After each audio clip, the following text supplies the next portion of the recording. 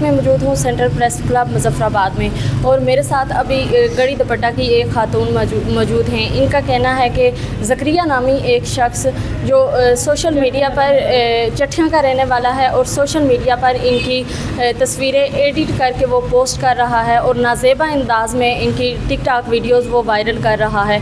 मज़ीद तफसीलात इनसे जानते हैं। आप मुझे ये बताएं कि उसके पास आपकी तस्वीरें पहुँची कैसे और ये वाक़ा कैसे पेश आया?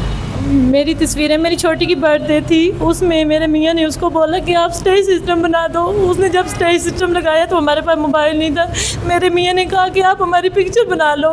जब उसने हमारी पिक्चर बनाई, उसके बावजूद उसने पिक्चर बनाने के बाद उसने मेरी कोई तस्वीरें रख ली। उसके बाद 3 महीने बाद उस बंदे ने किसी से मेरा नंबर लिया। मैं स्कूल में काम कर रही थी तब। उसने किसी से नंबर लेके मुझे कॉल की, अगर तुम मुझसे बात ना करोगी मैं तुम्हारी ऐसी तस्वीरें ये करूँगा वो करूँगा। मैं डरती रही उस बंदे से हमेशा। मुझसे 10,000 15,000 जहाँ तक कि मेरे टैप्स मेरे मियाँ ने मुझे बना के दिए थे। मेरे पास इस बात का सबूत है। उसने कहा मुझे वो सोने वाले टैप्स ला के दो, वो भी ले लिए। मेरा मोबाइल ले लिया। आटियाँ थाने में दरख्वास्त दी मैंने एक बार, दूसरी बार फिर मैंने चटिया चौकी पे दी 2 बार दरख्वास्तें। उसके बावजूद मैंने गड़ी दुपट्टे थाने में 6 दरख्वास्तें मेरी मौजूद हैं इस टाइम भी। मैंने SHO साहब को बोला कि सर जी मुझे इस बात का तावज़ करो, मुझे ये बंदा तंग कर रहा है। फिर मैं यहाँ तक पहुँची, पता नहीं DC ऑफिस आई, मुझे इस बात की समझ से इतनी आ रही। उनके पास पहुँची, SHO साहब मौजूद थे यहाँ पे। उन्होंने कहा कि इस बेटी के साथ तावज़ किया जाए, इसको इंसाफ दिलाया जाए। उन्होंने मेरे साथ वायदा किया कि आपको 5 दिन में इस चीज़ का वायदा के करेंगे। मैं जब थाने में वापस गई, वहाँ पे इब्रार नाम के तफ्तीशी हैं, उन्होंने मुझे SHO साहब तक नहीं पहुँच दी है। एक और पुलिस वाला, उन्होंने कहा जी आप पीछे से रास्ते से निकल के चले जाओ। इब्रार नाम का नाम मुझे आता है, दूसरा पुलिस वाला है जो उसके पास मौजूद तस्वीरें गई हुई हैं। बिलाल के क्या नाम है, मुझे उसका सही नाम नहीं है, बिलाल मेरे ख्याल में उनका नाम। उसके पास भी तस्वीरें उस बंदे ने भेजी हैं। मुझे लादा रूम में ले गया, जाकर मुझे डराने लगा, कहने लगा कि हम आपके खिलाफ ही FIR देंगे। देखिए यही इंसाफ है, यही कानून है मैं इन लोगों के लिए। मैं इनके पास आई, मुझे इंसाफ दिलाएं।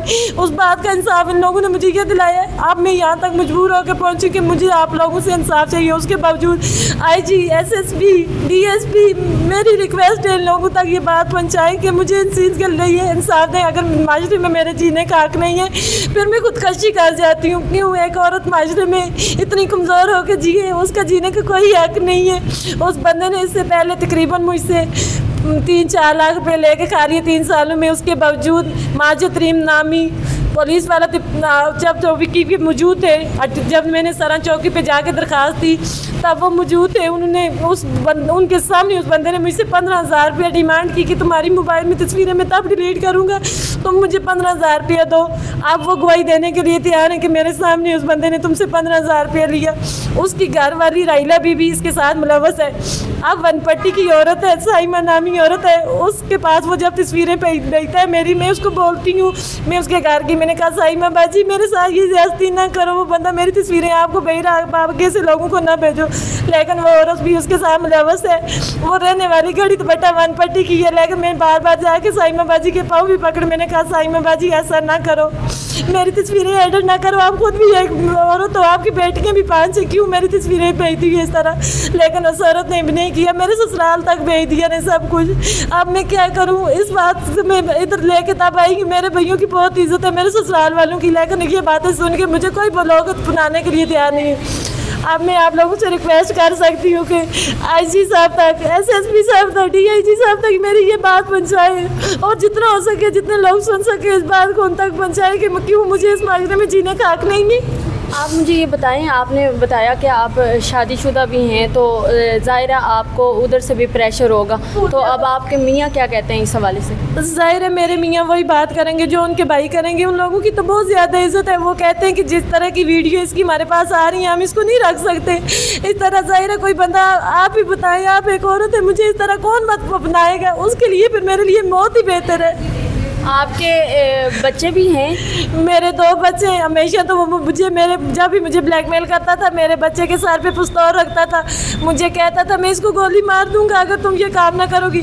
उसकी घरवाली की मौजूदगी में उसने सारी ज़्यादतियाँ मेरे साथ की हैं। एक बार मेरा बच्चा मदरसे से बाहर निकला, उसको गाड़ी में रख के वो ले आया, मैं बिटियारे रह रही थी तब। वो जब लेके आया मेरे बच्चे को, उसने बोला मैं इसको गोली मार दूंगा। पिस्तौल उसके हाथ में था।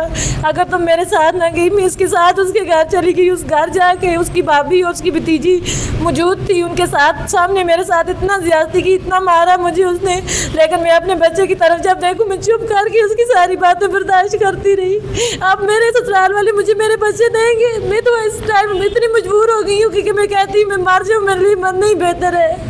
आप मुतल्लिका अदारों से क्या गुजारिश करेंगे? मेरी यही गुजारिश है SSP साहब से, DIC साहब से, मुझे तो नहीं पता इससे आगे कौन होता है, लेकिन मैं हर बंदे से यही गुजारिश कर रही हूँ कि मेरी ये गुजारिश है, मुझे इंसाफ चाहिए, मुझे इंसाफ दें। आप उस बंदे का पूरा नाम बता दें। मुझे ज़करिया अवान नाम का बंदा है जो मुझे तंग कर रहा है। साथ उसके साथ 2 औरतें मुलव्वस, एक उसकी घरवाली, एक साइमा नाम औरत की, वो दोनों उसके साथ मुलव्वस है। लेकिन मुझे इस बंदे से इंसाफ दिलाएंगे, मुझे बहुत तंग कर रहे हैं। इसने मेरे ससुराल तक, यहाँ तक कि इसने मेरे घर तक मेरी वीडियो भेज दी है एडिट करके। अब मुझे इंसाफ चाहिए, बस मैं मुझे तक मुतल्लिका अदारों से यही उम्मीद कर सकती हूँ और कुछ भी नहीं।